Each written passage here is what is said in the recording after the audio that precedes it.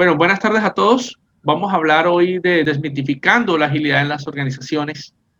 Es una forma de aproximarnos a qué hay detrás de este concepto y cómo ponerlo en práctica de manera muy sencilla y digamos de una manera también muy completa. Permítanme presentarme, mi nombre es Jaime García, pues he trabajado en gerencia de proyectos hace más de 15 años, soy autor de libros y actualmente también me desempeño pues como director de la oficina de proyectos. Para el día de hoy, en esta alianza que tenemos Exceltis y la oficina de proyectos, pues les hacemos esta presentación con todo el gusto. Eh, Rápidamente, la oficina de proyectos es una organización pues dedicada nos definimos como una agencia de transformación. Ayudamos a las organizaciones a alcanzar el valor de diversas maneras. Ahí está pues nuestro portafolio y nuestro calendario de cursos. De todas maneras, la presentación la van a tener con ustedes, así que no nos vamos a detener en esto. Arrancando de una vez a lo que venimos a hablar de agilidad y para saber qué es agilidad y qué no es, vamos a definirlo de esta manera. Agilidad no se trata de ser veloz, no se trata de hacer las cosas más rápido. Agilidad se trata de entregar valor continuamente al cliente y de responder a los cambios del entorno, ¿sí? Eso es agilidad. Yo a veces pienso que cuando uno habla del concepto de agilidad, eh, yo pienso que deberíamos cambiarlo. O sea, pienso que nosotros deberíamos estar hablando de flexibilidad, adaptación, porque usualmente la gente confunde agilidad. Bueno, todos confundimos agilidad con rapidez, pero yo creo que siempre nosotros debemos considerar que el concepto de agilidad está más relacionado con adaptación o flexibilidad realmente. Pero, ¿de dónde viene la agilidad? La agilidad, para los que están familiarizados con el mundo de la producción, la agilidad realmente nace desde el enfoque Lean, desde el pensamiento Lean. El enfoque Lean o el pensamiento Lean que se deriva de la forma de hacer las cosas de manera esbelta, ajustada, es una forma que viene prácticamente de filosofías orientales, del método de producción Toyota, ¿sí? Que cuando lo trajeron a Estados Unidos lo bautizaron llamándolo enfoque Lean. Y básicamente consiste en que tú vas a generar más beneficios, más satisfacción con menos esfuerzo. Y haces todo un proceso para ello, identificar a los clientes, identificar el valor, crear un flujo, responder a las necesidades del cliente y por supuesto perseguir el mejoramiento. Estos principios nacen en el mundo de la producción y usualmente, y ahí es donde se van refinando hasta llegar hoy a muchos de nosotros en forma de metodologías de gestión, metodologías ágiles o métodos ágiles de gestión de proyectos. ¿Cómo se crea el valor? El valor, hay que entenderlo que el valor es, por supuesto, es subjetivo. El valor se crea a partir de diferentes variables culturales, educativas, sociales, ¿sí? Pero tú creas valor en la medida que generas, por ejemplo, ahorros, ingresos, llega más rápido al mercado, con menos recursos, con menos defectos, siendo más eficiente, etcétera. Es decir, cuando haces más con menos y alguien lo percibe, entonces estás creando valor. Entonces, todos estos conceptos están relacionados porque no se puede hablar de agilidad si tu concepto de valor no está arraigado en la cultura. Y eso es muy importante. Es decir, la compañía, la organización debe saber qué es el valor y ese valor qué significa tanto para el cliente interno como para el cliente interno. Ustedes seguramente han conocido el tradicional manifiesto ágil. Ese manifiesto ágil le pone ponderación a unos elementos sobre otros. Usualmente se habla que es más importante las interacciones humanas que las herramientas, el software es más importante que la documentación, la elaboración con el cliente es más importante que el contrato y que responder el cambio es más importante que seguir un plan. Muchos de estos elementos, cuando se firmó el manifiesto ágil, ya va para ¿qué? 25 años, 30 años, bueno, cuando se firmó el manifiesto ágil, se pensaba en el mundo del software y realmente vemos que hoy la agilidad se manifiesta en las organizaciones de muchas maneras. Entonces, eso es lo que vamos un poco a desmitificar. Entonces, modificando algunos elementos de ese manifiesto, yo les puedo decir con total tranquilidad y luego digamos, diversas experiencias en este campo, que nosotros empezamos a ser ágiles cuando usamos más la información que los formatos. Mucha gente se concentra mucho en el formato y no en la información. Cuando las conversaciones son más importantes, obviamente, que los documentos. Por supuesto que el trabajo con el cliente es más importante que lo formal, que el trabajo conjunto. Por supuesto, entregar valor es más importante que cumplir en plan. Que lo visual es más importante que lo textual. Y cuando el problema es más importante que la solución. Miren esto tan relevante, que el problema es más importante que la solución. A veces uno se concentra tanto en la solución que se le olvida cuál es el problema que está dando origen. Entonces, la entrega de valor, ¿cómo tú la empiezas a aplicar en tu organización? Primero, cuando empiezas a cumplir al cliente. Segundo, cuando te adaptas a los cambios, cuando funciona de forma temprana tus entregas, cuando estás en capacidad de incrementar el valor del negocio y sobre todo cuando pues, te enfocas en las personas. Y ojo, esto es muy importante porque cuando uno trabaja en un entorno ágil, hay varios tipos de clientes.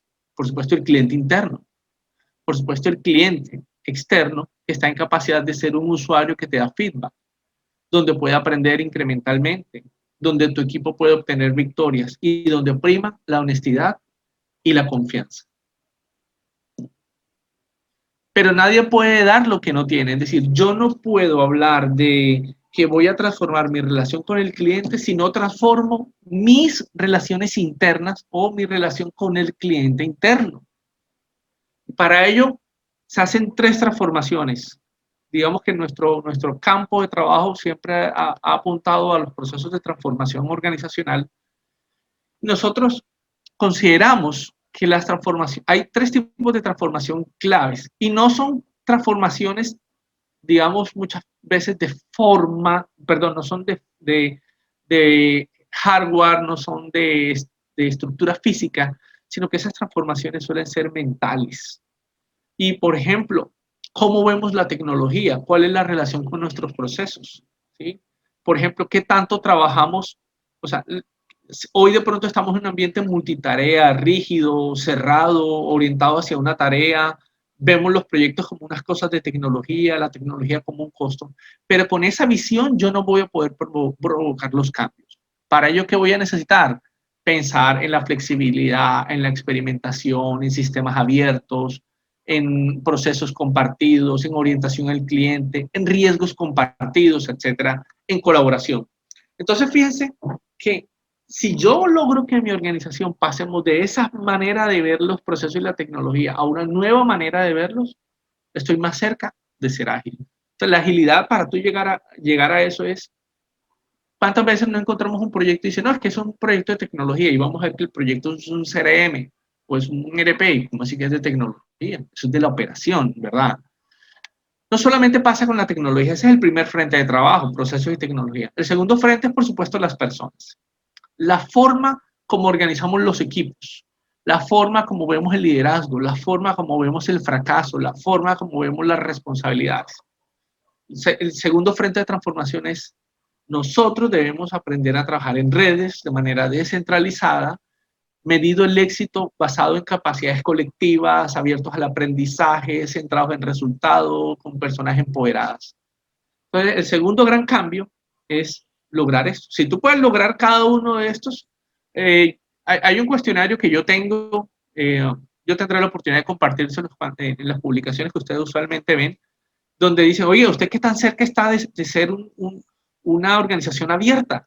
Y yo hago un cuestionario en donde precisamente usted se autodiagnostica y dice, oiga, ¿verdad? Mi organización no es nada abierta.